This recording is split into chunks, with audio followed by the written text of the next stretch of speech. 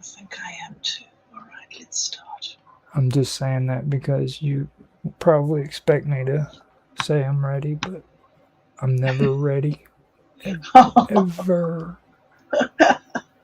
Are you never ready? I am never ready. I am never, ever ready. Well, we're going to try. Well, it looks like it's coming through there. And we're going to jump into the braid so that we have nice visuals. Sounds like things are working. Okay, guys. Hi.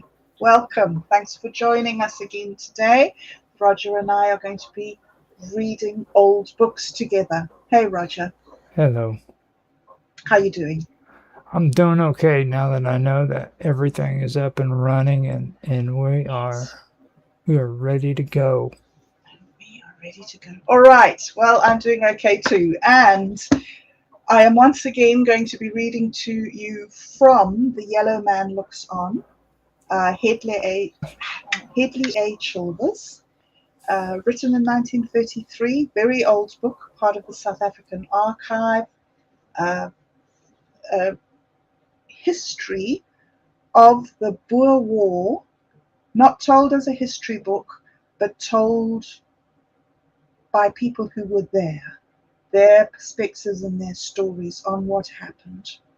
And last week, when I read to you, we were looking at the British deserters and the crime and everything they brought, the horse thief, the bank robber, the executioner, right? And we're carrying on now with that chapter, and it is, yeah, the chapter is Murphy's Mask and the Law. So this is section 4 of that. So these considerations bring us naturally to thoughts of the Republican courts, to the attempts made to invest court proceedings with dignity and to raise them above race bias. It was Judge Burgers who, when on the Lydenburg gold fields in 1883, gave what is probably the strangest judgment in history. The wild Britons and the conditions of the place did not perturb him. What did... Roger, do you think you could mute us? We're having clacky noises. That's okay.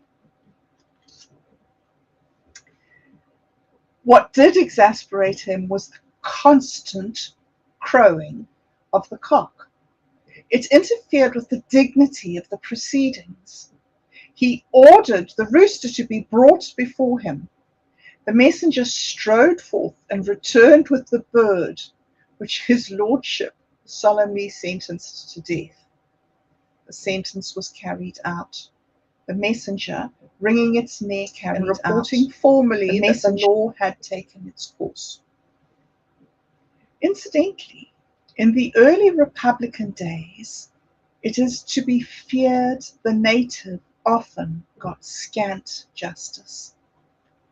Mr. Charles Leonard used to tell a story of the visit of a judicial commission to the Soutpansberg, where a Republican commissioner appointed to try all who had been concerned in certain disturbances. The commissioner had power to impose the death sentence, but the condemned were to have the right of appeal. One man, on being found guilty and sentenced to death, promptly noted an appeal through his legal adviser. "What's to be done now?" queried the registrar. "He has noted an appeal." "Well, we'll hang him provisionally," replied the commissioner, and hanged he was. The case of Chief Justice Coetzee, supported by Mr. Justice Armanshoff, who stood up with such amazing firmness to President Kruger in the case of Brown versus the state, is an example of Republican judges setting principles before racial bias. The case arose out of an interesting set of circumstances. One day, some 2,000 diggers stood waiting for the issue of claim licenses outside the Mining Commissioner's office at Krugersdorp, 20 miles west of Johannesburg. Excitement ruled high, though many had been waiting there all night. The licenses were wanted for permission to mine the farm at Witfontein, some miles to the west of Krugersdorp.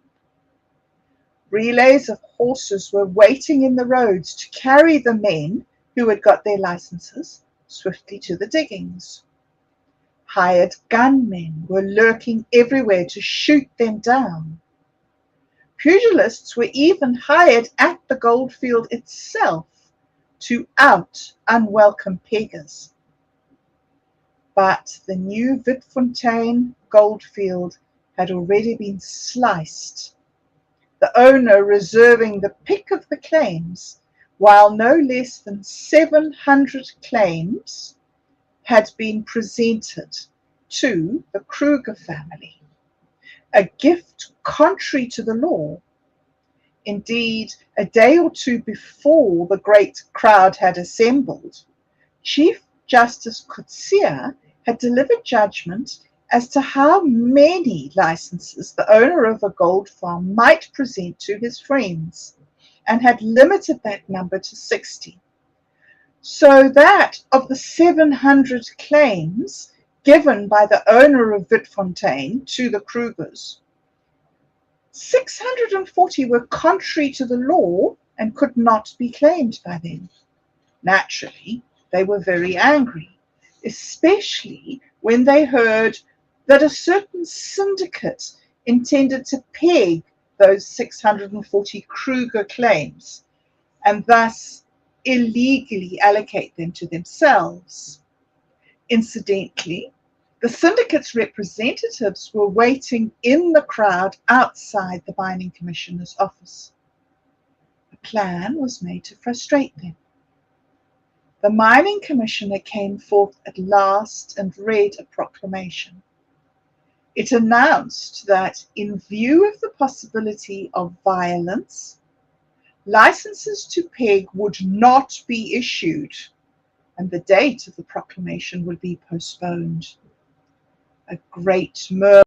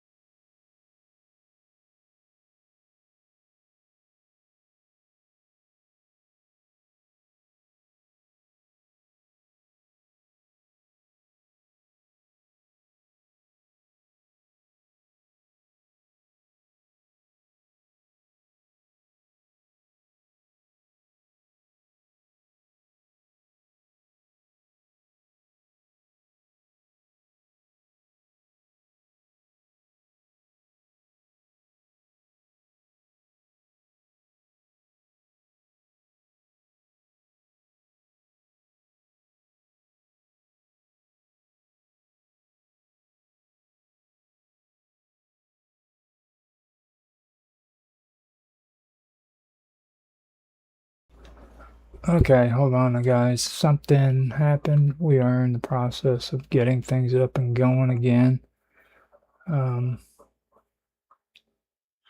Give me a second. Everything went dark.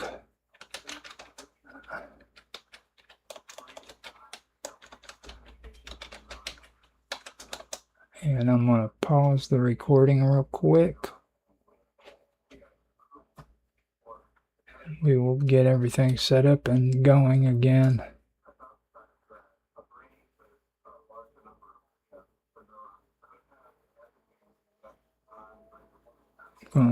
We are. Let me go back into swarm space real quick.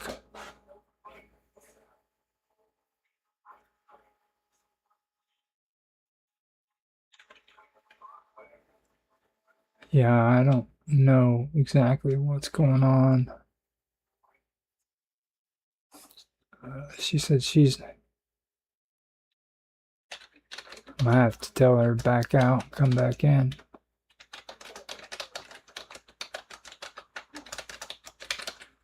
I was always in there. Oh, I'm back with you. There you are. I'm back. Yes. Okay. Now, I have no idea when. I have no idea when we separated and everything because I stepped outside real quick. Robert had me. Right. So I hopefully you know exactly when things went nuts. Yeah, 10 minutes, 10 past 1, so 4 minutes ago. Okay. Something happened. Then when I left the brain just now and came back, it looks like I have an older version of the swarm showing up. Yeah. Well, at least for my profile. So I'm not quite sure. Maybe I'm having internet difficulties up here in the hills. There's no telling. Anyway, we're back. Let me unpause real quick. Okay. Okay. So whenever. All right. Okay, so we're in the middle of a conversation between President Kruger and the Chief Justice. President Kruger insists that the judge ratify his desires, and Kruger says, the justice says, a court must surely inquire whether a given law is indeed a law. Kruger replied, how can you say so? If the court does not respect the Volksraad resolution, then there will be trouble. I will be obliged to suspend you. Here the Chief Justice smiled. Yes, you may laugh, continued Kruger. It's a serious matter. A conflict will surely arise which will mean discord and danger to the state. The Chief Justice replied, I smile because the President speaks of suspension. A conflict between the Volksraad and the court is certainly serious. I do not think lightly of the consequences, and I do not fear them. The President replied, set my mind at ease then, that you judges will respect the resolutions of the Volksraad. Is not a resolution of the Volksraad binding on everyone? The Chief Justice says, I can only say that a law properly passed and a resolution taken according to that law may be of force as far as it goes. The judges will act carefully according to the laws of the land. They dare not do anything else. In the end, however, Chief Justice Coetzee was dismissed from office, and Prospector Brown got nothing for his pains. But Justice Coetzee emerged from this unfortunate experience with an enviable reputation as a man of honor. Moreover, the grateful residents of the goldfields determined that he should not be made to suffer and raised £6,000 for him by public subscription. This incident throws a light on the overmastering strength of the president's will. Quite interesting, I think, that they had crowdfunding back then in the 1800s. Okay, chapter 13, how fame came to the three Georges. Kruger was at his wits' end for money until in 1886 fate intervened and the poverty-smitten republic suddenly inherited a vast fortune and found itself the possessor of gold fields with fathomless beds of rich ore which could not be worked out in a lifetime. And the strangest part of it was that the instruments of discovery were not the great soldiers, statesmen, or financiers, but three poor artisans brought up in poverty and shackled to it all their lives. The story of the three Georges is the strangest industrial romance of all time. Not only did these poor artisans add vast wealth to the gold stocks of the world, but they focused the Kruger Rhodes duel on a later and international battlefield.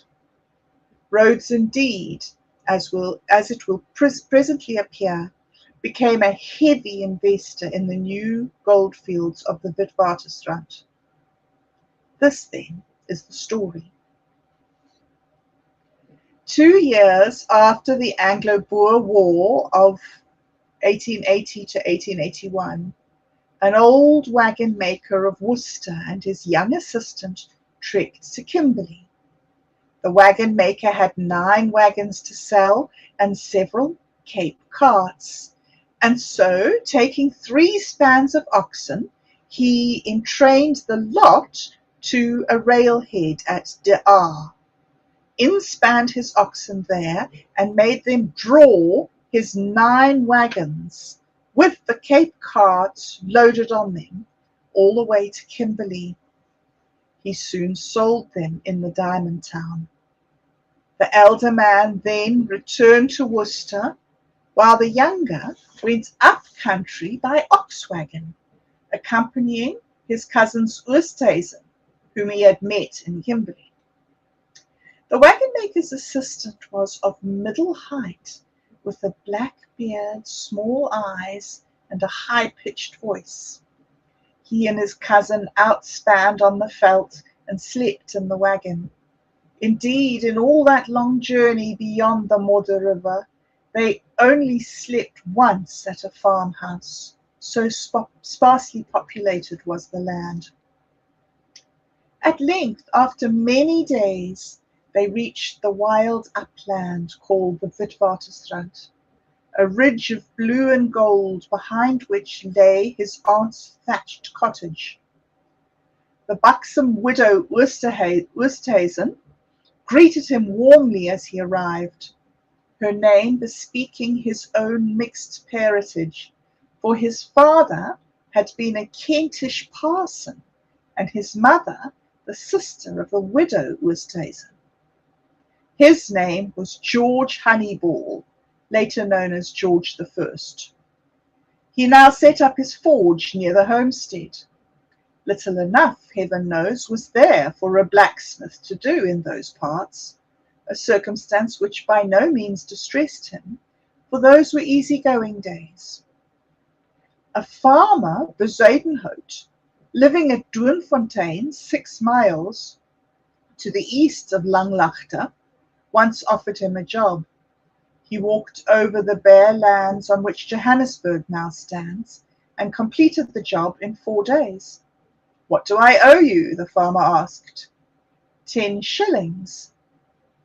"I haven't got 2 sixpences in the world. You'd better take a sheep in payment." So Honeyball took a sheep, and, attaching a rein to it, led it all the lonely way back to Langlaagte. where it was slaughtered.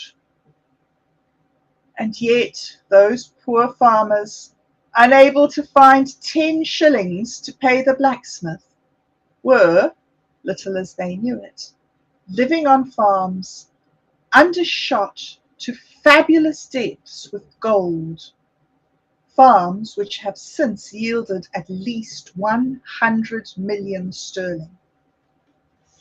They eventually sold their rights and became rich men.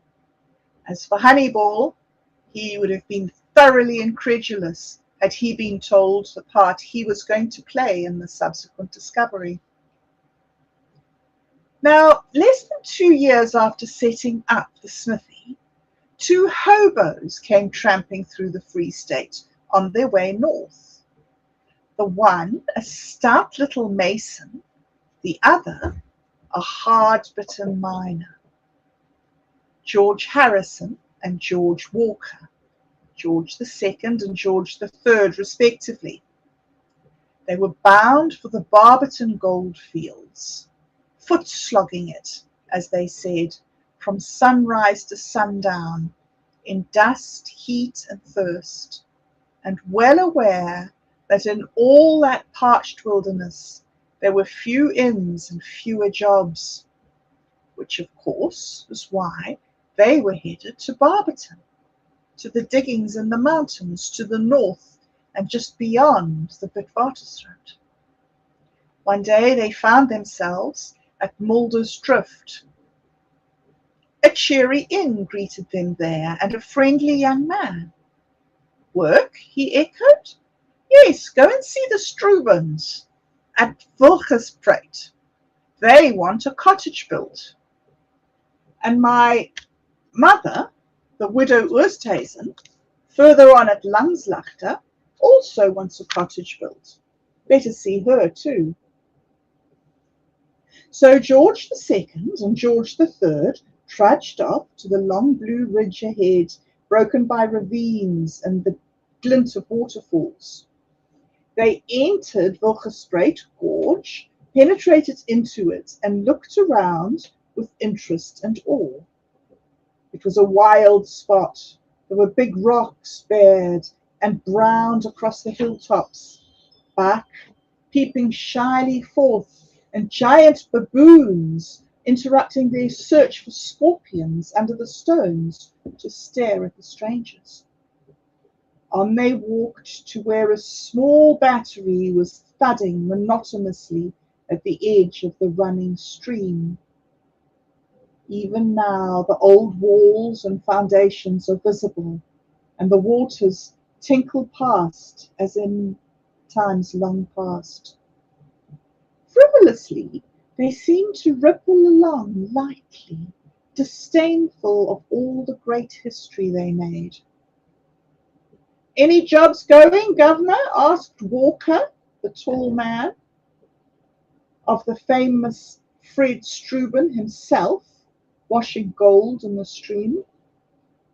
Rough they were, and rough they looked, true artisans, with packs on their backs and staves in their hands. Walker, above middle height, with long black whiskers and drooping moustaches, and his companion, short and stout. You can build us a place to sleep in, grunted the old gold washer, eyeing them. The sooner the better. They set to work.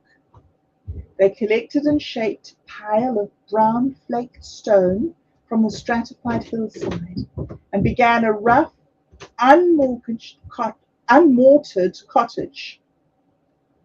Through its crevices the wind howled at night like 1,000 devils. Before long, Harrison left the work to Walker and made his way to the white homestead of the widow Oosthuizen, 6 miles to the southeast, for he had wanted that job himself. There George II met George I, and George III sometimes came over from Wilgespreit Gorge. In the little tavern at Langslaagte, the only inn for miles, the 3 Georges met, and drank and talked. Meanwhile, Struben and his friend Godfrey from Natal had drilled deeply into the rocks above Wilkesbraek Ravine. They had made a queer little corridor through which they approached the gold-bearing reef, blasting it and taking it down to the battery near to the stream. Sometimes another prospector, Banchis, worked on another reef a mile or more to the south, and he would come over the rise to pass the time of day. But somehow the discovery of the payable part of the mighty gold reef, which Struben knew must lie quite close at hand, continued to evade them. Struben had been the great pioneer and instrument of proof. Day and night he had toiled on dauntlessly, his brother Harry Struben riding over from Pretoria to help him with advice and money. His capital had gone. His faith alone remained. But what faith it was! Without it, the course of world history might have been changed, and the world map may have looked different. Okay, I think I will stop there before we get onto the actual discovery of the gold. Yeah. So, You said gold. Gold. Gold. It's amazing, isn't it? Isn't it incredible? Yeah. That these like South Africa's just underlain, like not with rock, but with minerals. Wish we'd got some. There should be enough to go around. They say that you can make it now. I'm not sure how. Really? No, I don't think so. They said it costs more money to make it than what it is to actually mine it. The guy who did it, he did it in a lab, and he said for the little bit that it took, or that it made, he made like 45 cents worth of gold, and it cost him like $250 an hour to use the laboratory that he used to make the gold. So he said he actually lost money. Yeah, I'm not at all surprised. I mean, but like alchemists have been trying to make gold since the beginning of the world, and I'm sure that gold is one of the ones that's the most difficult of all to make, isn't it? I do think that it's the only thing that doesn't dissolve in sulfuric acid. So, like, if you want to ever put a body into sulfuric acid, you have to take off the wedding rings. Oh, that's not good. I just have to tell you that in case you ever want to put a body in sulfuric acid. You watched that House on the Haunted Hill, didn't you? I haven't watched that. Is that a story about? It's the original one. It's the original one. You can't watch the new ones. That's not the good one. The good one is the original one where the skeleton come up out of the acid and the woman got scared and fell in.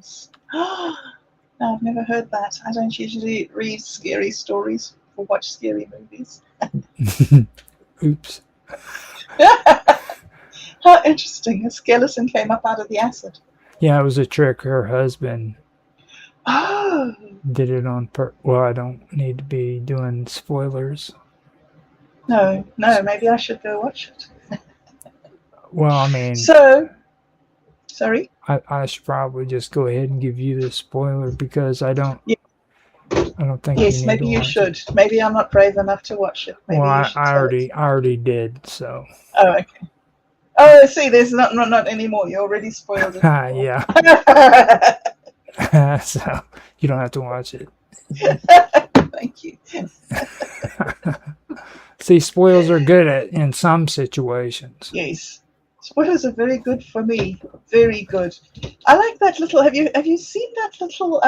is it an app called Blinkist or something? Where they give you 15-minute condensed versions of books. So if you don't want to read the book, you can just go through and figure out what the book was about. Read what the book was about in 15 minutes. Cheating.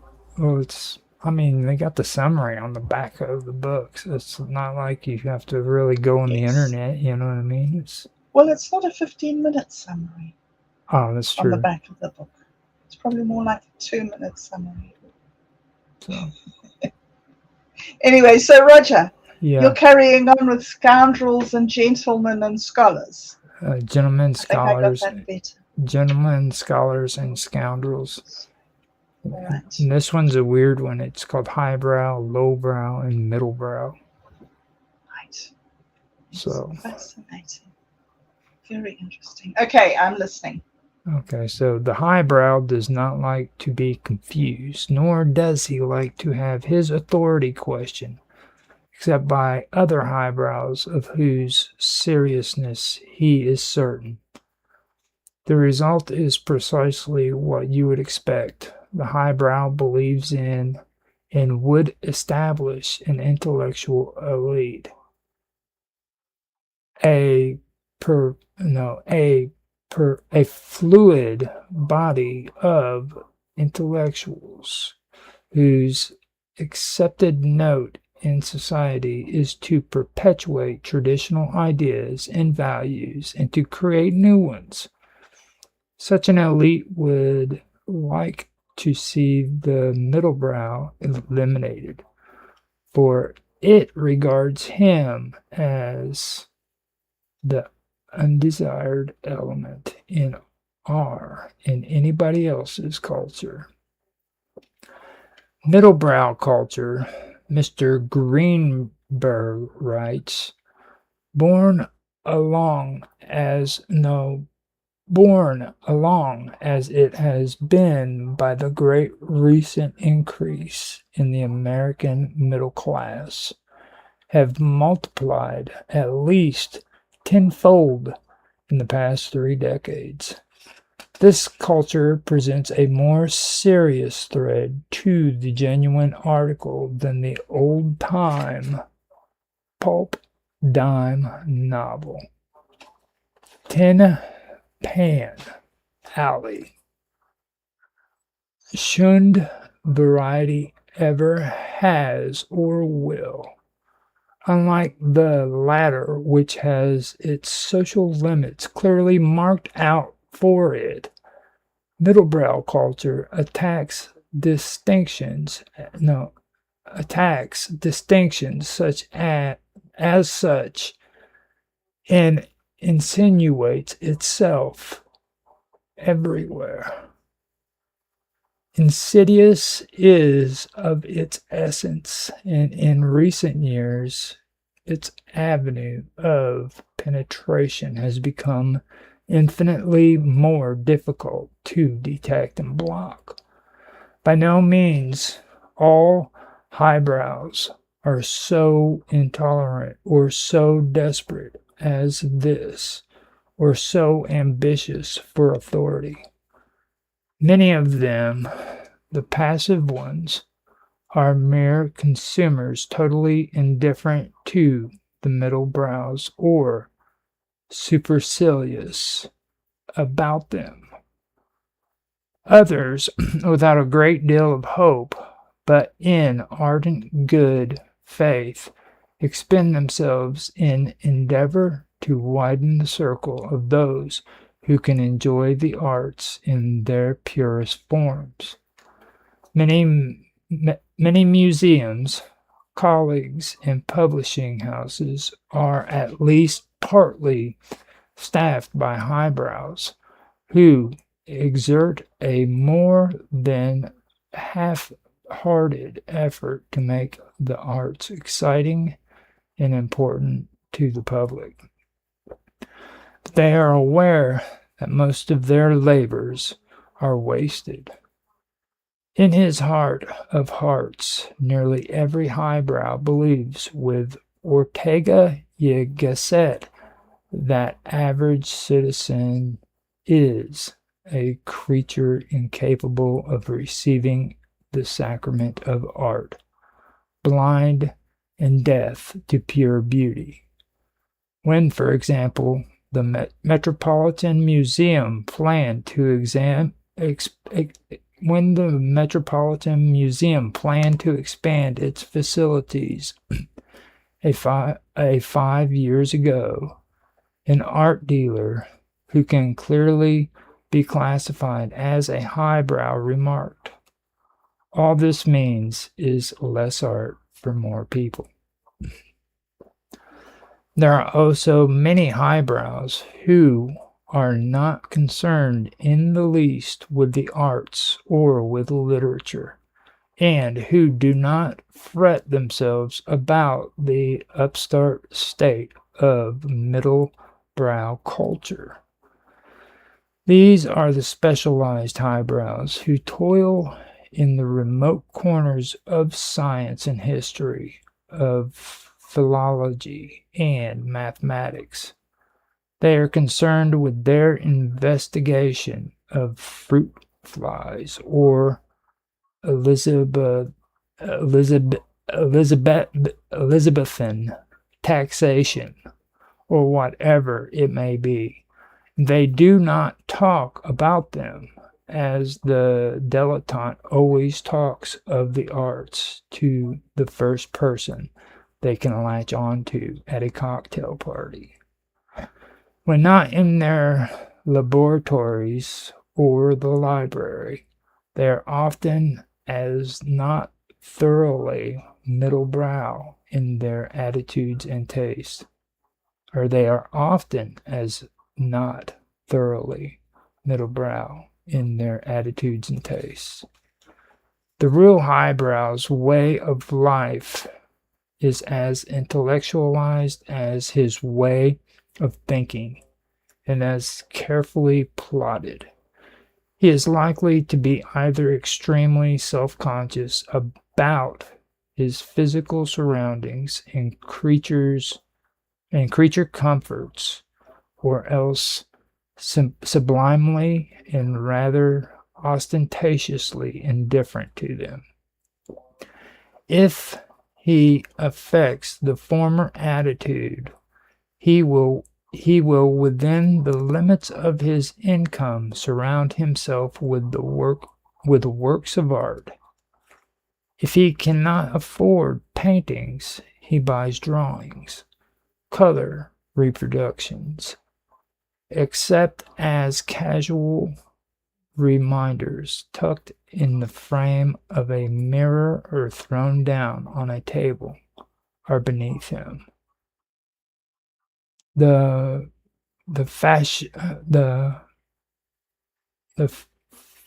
facsimile is no substitute in his mind for the genuine, and he would rather have a slight sketch by a master, Braque or Picasso, or even Jackson Pollock, than a fully realized canvas by an artist he considered not quite first-rate. Drawings by his friends he hangs in the bathroom. His furniture, if it is modern, consists of identifiable pieces by Elto or Brewer or Miles van der Rohe, or Amos. It does not come from department stores. If he finds modern unsympathetic, he will tend to use Biedermeier or the more entertaining varieties of Victorian, which he collects piece by piece with an eye to the slightly eccentric. If he has antiques, he may be sure they are not Mayville. The cult of early American is offensive to him. The food that he serves will be planned with the greatest care, either very simple, a perfect French omelette made with sweet butter, or elaborate recipes from Wine and Food magazine, published in London and edited by Andre Simon. If he cannot afford a pound of butter with every guinea fowl, or guinea fowl, with every guinea fowl, he will, in all probability, resort to the casserole and peasant cookery with the spare parts of animals and birds seasoned meticulously with herbs, and he will get and he gets from a little and he gets from a little importer in the wholesale district. His wine is more likely to be perfectly adequate little red wine for 89 cents a half gallon than an imported French vintage.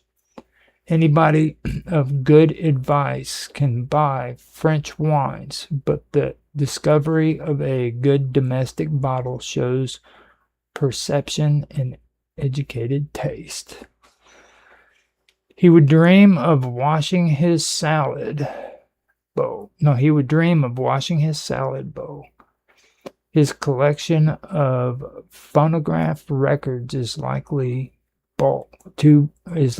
too bulk large at the ends and sags in the middle. A predominance of Bach and before at one end, and Stravinsky, Schoenberg, Bartók, and New Orleans jazz at the other. The 19th century is represented, perhaps, by Beethoven quartets and late sonatas and some French art songs, recorded by Maggie Tite. His radio, if he has one, is turned on rarely. He wouldn't have a television set in the house. The highbrow who regards his creature comforts does it with a will. He lives with whatever furniture happens to come his way in a disorganized conglomeration of Victorian department store and Mexican bits and pieces. He takes care of his books in that he knows where each one is, no matter in what disorder they may appear.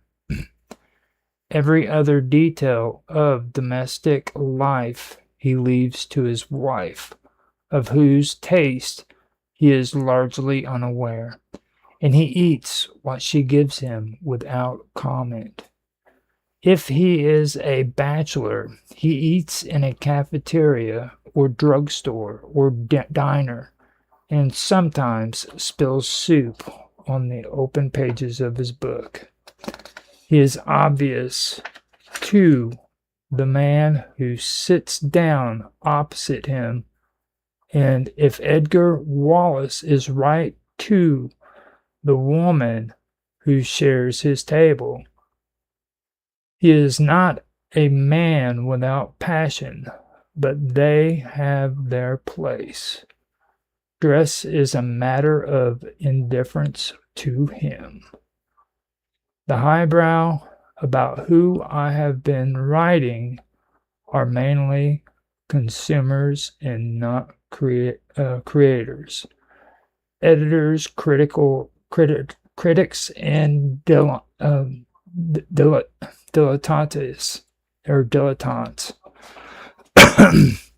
The creative artists, who are generally considered highbrow, such men as T.S. Eliot, E.M. Forster, Picasso, and Stravinsky, seem to me to fall in another category, that of the professional man, who, while he may be he may be concerned with communication with a limited and perhaps largely highbrow audience. It is primarily a doer and not a done by. When Eliot or Foster or Picasso or Stravinsky sits down at his work table, I do not know whether he says to himself, I am going to create art, but I very much doubt that it is what is in his mind. He is concerned rather with the communication of ideas within the frame of a poem, a novel, a painting, or a bullet suit. And if it turns out to be art, which many think it frequently does, that is to him a byproduct of creation, an extra dividend of craftsmanship, intelligence, and sensibility. But when this happens, he is taken up by the highbrow consumer and made much of. In fact, he may become, whether he likes it or not, a vested interest, and his reputation will be every bit as carefully guarded by the highbrows as 100 shares of Standard Oil of New Jersey by the middlebrows. He will be sold at a par decided upon by the highbrows to the middlebrows, who are naturally gamblers in the commodities of culture. In a sense, it is this determination of par that is the particular contribution to the contribution of the highbrow. Others may quarrel with his evaluations, but the fact remains that unless there were a relatively small group of self-appointed intellectuals who look it upon themselves to ransack the studios of artists, devour the manuscripts of promising writers, and listen at the keyholes of young composers, many talented men and women might pass unnoticed, and our culture be the poorer. Their non-commercial attitudes towards discovery of talent is useful, though they have an obsession with the evils of the monetary temptations with which America strews the artist's path. They stand as a wavering bulwark against the enticements of Hollywood and the advertisement agencies,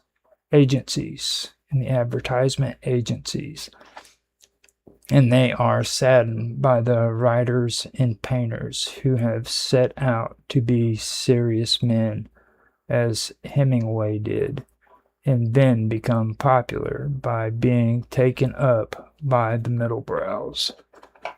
They even go so far as to say that a story published by Partisan Review is a better story than if it were published by the New Yorker or Harper's Bazaar, for the reason that what we have is at once a general raising and lowering of the level, for with the blurring of distinctions, new writing tends to become more and more serious and intellectual, and less bold and extreme. This attitude, which is the attitude of the purist, is valuable. The ground at which the arts grow stays fertile only when it is fought over by both artist and consumer. And the phalanx of highbrows in the field, a somewhat impenetrable square of warrior can be counted on to keep the fray alive. Okay, I'm going to stop there because this is going into part 3 of it. So, you heard all that, right? Sorry, talking away here to you, and I hadn't unmuted. Oh, wow. Sorry. I thought that was so interesting. What a sort of a what's the word? Snobbish? No, well, yes. I mean, there was that too. I mean, that just made me laugh. But you read that whole thing about how snobby they are, and then after that, you show you read about the role that they play. Yeah. If it wasn't for them, if it wasn't for their snobbishness and how they think they're all that, they wouldn't be supporting these other artists who were trying to make a name. Isn't that funny? The symbiosis, sort of the. I like it that they drop soup on the pages of their books. It's so real. Other than like the art stuff, man, I just keep thinking Mark Edworthy. He needs to read this. I think he would get such a kick out of this. That's what we said last time, Roger. That's why we said we should have Mark and Tan come on afterwards, because they would really think it was fun. I don't think Tan should be here when Mark listens to it. You don't think so? He would start picking on Mark because Mark has that intellectual side that they're talking about. Like he literally does have it, and like freaking not to every extent of it, but there's parts of it. Oh yeah. Like he would never spill soup on his book. No. Mark, no. We were never allowed when I was little. We weren't allowed books anywhere near food. That was terrible. Mm-hmm. Yeah, books were treated as if they were gods. When I get a chance, I'm going to tell him he needs to check this story out. I think he would really get a kick out of it. I think he would. I think that's it's, I mean, I don't know what it's like for you reading it from a sort of an American perspective, but certainly it makes me grin from a British perspective. Those people are everywhere. Like, everybody has a bit of that in them. But then there's some people who are really hardcore. Well, the thing that gets me is he mentioned in the last time I read last time about they've switched from the debutante freaking higher class communities to like the intellectuals. You know, like instead of it being highbrow being the aristocrats like it was before, like in the 1900s, it started turning into like the intellectuals too. Right. Yes. That was something that was interesting too. I always figured like the intellectuals were always a part of the highbrow communities. Yeah. It's very interesting the way he writes this. Who is it that writes the story again? Oh God, let me see this. It's right at the beginning of the story. Right. It's Russell Lines.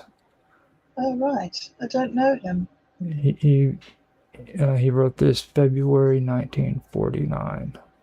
Okay. Highbrow, lowbrow, and middlebrow. Yeah.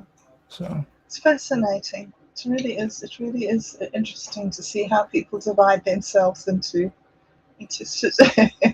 different categories. I'm just completely amazed by the fact that it went from the story we just read to this one.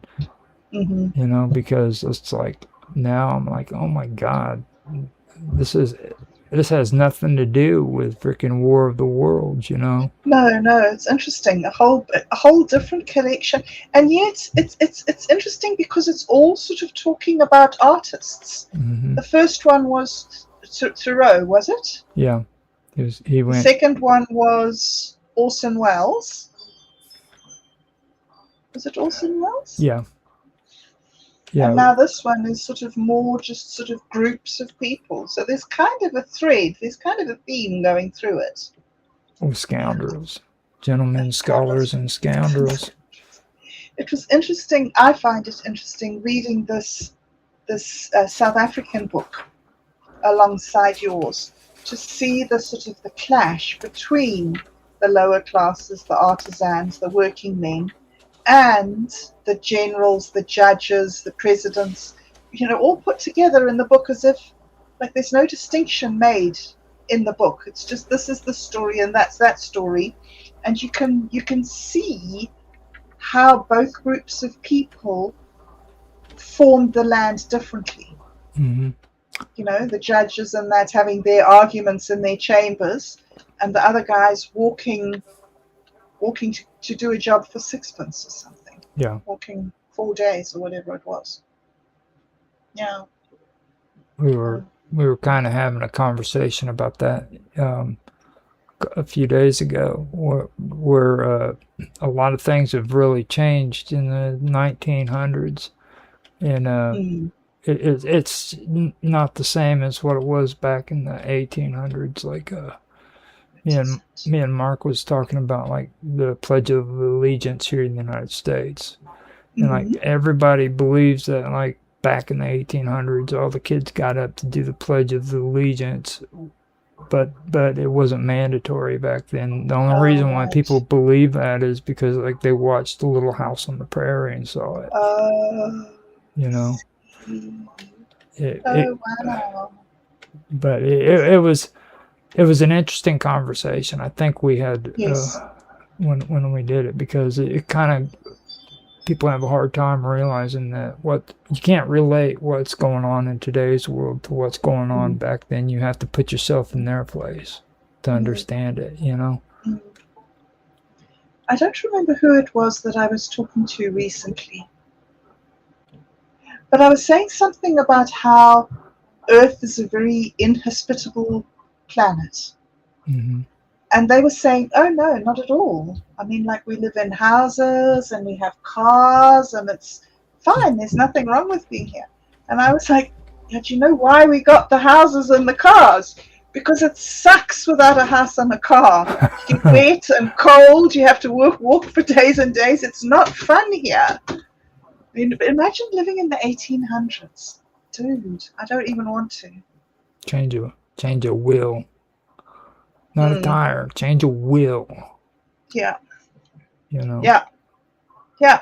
And probably make the wheel first. Yep. Exactly. Yeah. Okay, Roger. That was awesome. Thank you very much indeed. I had fun. And thanks everybody for joining us. I haven't checked to see if there's any comments. Let me actually do that. There is Marshall. 9362. Thank you very much for joining us. Thank you for the clap hands. And that guy Marshall, he just shows up everywhere. He does. Everywhere. Is he on your videos too? No, he's just a ninja. He shows up in different areas. Sometime later, he'll probably show up on my video, but I see him all the time. Do you? No, but I mean making comments. Yeah. He shows up making comments, doesn't he? He makes lots of comments on mine. He's wonderful. Yeah. Maybe he should come on the show and talk to us. Then he'd have to read. Oh, interesting. This is rough enough for me. Well, then it would mean that you and I got to read less. We'd have like 10 minutes less each to fit him in. That's true. Yeah. We should talk to him. Well, I'm really hoping I can get through this chapter as soon as possible, because it's a bit heavy. I've got a lot of heavy words in there. Yeah. Yeah. So. Okay. All right. Well, Roger, thank you very, very much for joining me. Thank you, Marshall, for being here. And thank you, everybody else. And yeah, we will see you again next week. So, goodbye.